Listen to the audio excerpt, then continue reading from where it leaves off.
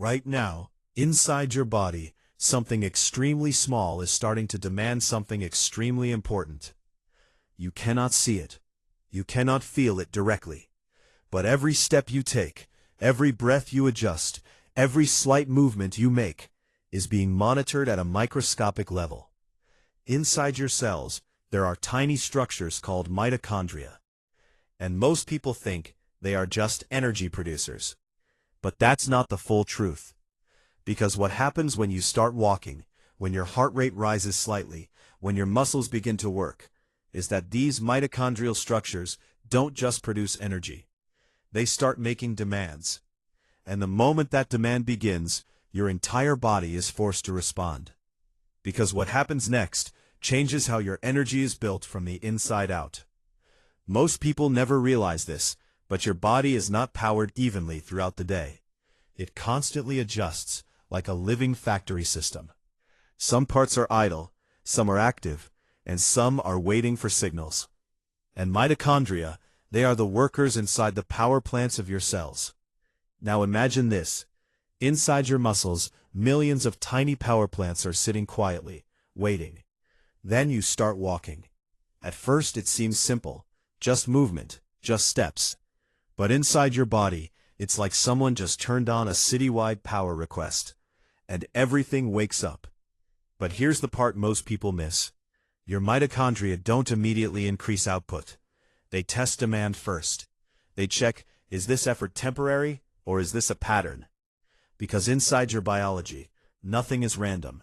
Everything is judged by repetition and intensity. Now watch this. As your walking continues, your muscles start consuming ATP, your body's immediate energy currency. It's like cash being spent quickly for movement. And when ATP levels begin to drop even slightly, that's the moment mitochondria notice something critical. Demand is rising. Not emergency level, but sustained demand. And this is where it gets interesting. Inside your muscle cells, chemical sensors start sending signals upward. It's not pain. It's not fatigue yet. It's information. Energy usage is increasing.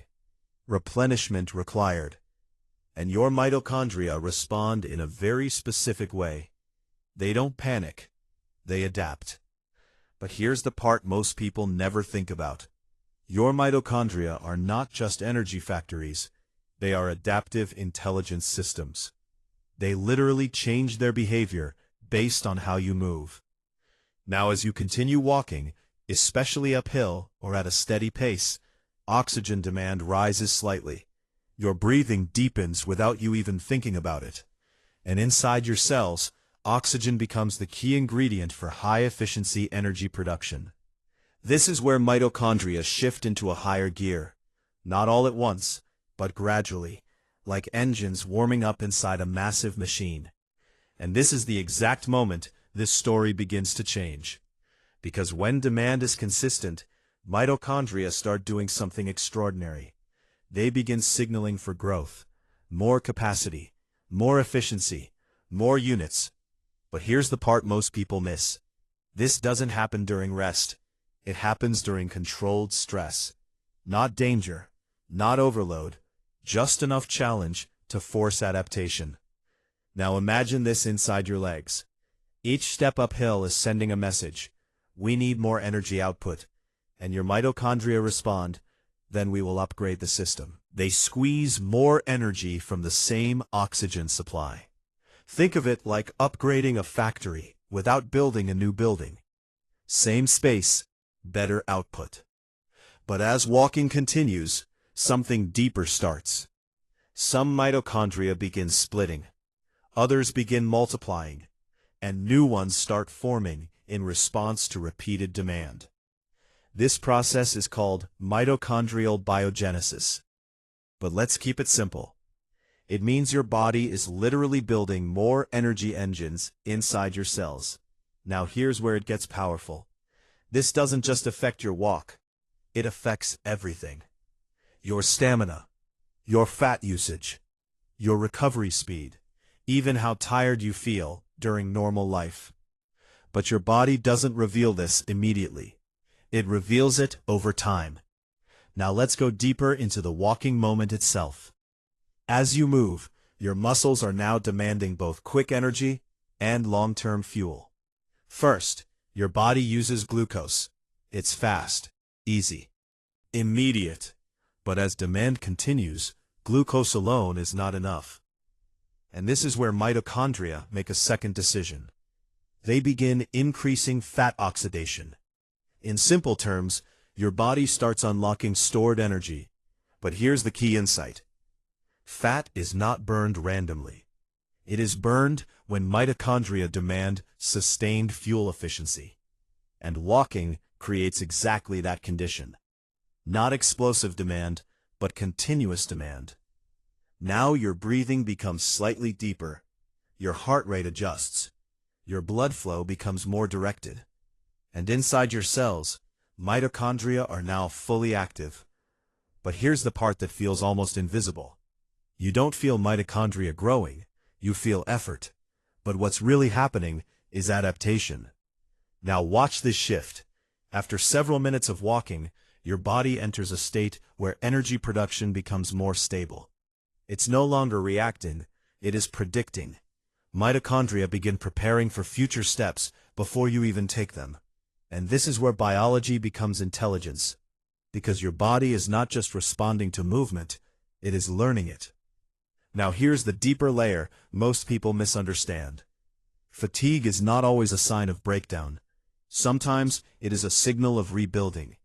When mitochondria demand more fuel, it doesn't mean you are weak. It means your system is being challenged enough to grow. You're not fighting your body, you're negotiating with it. And every step you take is part of that negotiation. Now let's add something important from research. Studies in exercise physiology show that regular moderate walking increases mitochondrial density over time. But gradually, through repetition, even 20 to 30 minutes of consistent walking can signal your cells to improve energy efficiency pathways. But here's what numbers don't show. The real change is not just more mitochondria. It is smarter mitochondria. More responsive energy systems, faster recovery between exertions, and lower perceived effort for the same activity. Now here comes the tension most people avoid. If you don't challenge your body like this, if your movement stays minimal, your mitochondria don't receive demand signals. And without demand, there is no adaptation. The system becomes efficient at low output only. And over time, even small activities can feel heavier than they should. Not because something is wrong, but because nothing is being asked to improve. Now let's bring everything together. When you walk consistently, especially with slight resistance like uphill movement, your mitochondria begin a long-term transformation. They increase in number. They increase in efficiency. They improve oxygen usage. They strengthen your metabolic flexibility. And slowly, your body becomes less reactive and more adaptive. This is internal rewiring, not visible in the mirror at first, but deeply visible in how you feel your own energy. And over time, something subtle happens. Walking stops feeling like effort and starts feeling like regulation. Your system becomes balanced, not by force, but by design. And here is the final truth most people never hear clearly. Your mitochondria are not just reacting to your movement.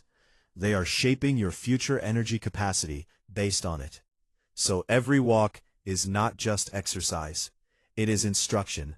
A signal sent deep into your cells that says, we need more capability. Not instantly, but permanently.